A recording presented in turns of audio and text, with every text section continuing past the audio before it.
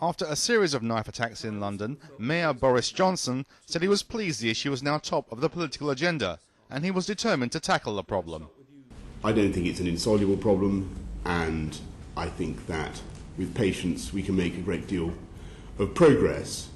But if you ask me to distinguish between or to prioritise knife crime over terrorism, I would simply say to you that it's not a choice that we feel obliged to make.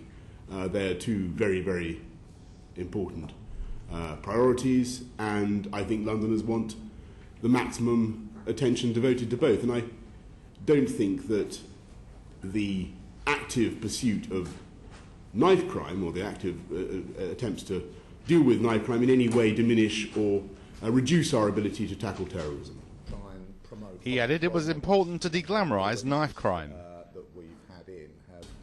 Beneath each fatality, there is a pyramid of minor stabbings or lesser stabbings and injuries. And those are also very, very worrying, and they need to be tackled. So I don't in any way resolve from our determination to bring this to the top of the political agenda, because I think if you're going to deal with the bottom of the pyramid, so to speak, if you're going to deal with the root causes of knife crime and why kids are so disaffected and so alienated and so misguided as to carry knives, then you've got to address the circumstances in which they're growing up and the lack of boundaries, the lack of discipline, the feelings of alienation and disaffection that they're suffering from.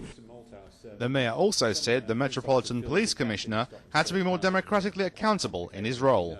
In 4 years' time, I'm going to be held to account for the safety of people in London and for the issues that we've all been talking about. And it seems to me only reasonable, therefore, that there should be some measure of democratic accountability on the part of the Commissioner for the Metropolis. And I do think over time we will see a reform in this respect. The committee also wanted to know if there were sufficient police resources to keep the London Olympic Games safe in 2012. I do think that it's vital that we establish very soon what the security architecture is going to be for the Games.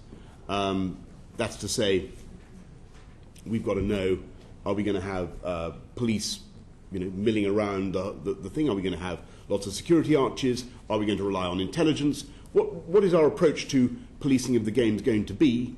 Because it will greatly affect the experience of the punters at the Games. It will greatly affect the way we lay on the Games.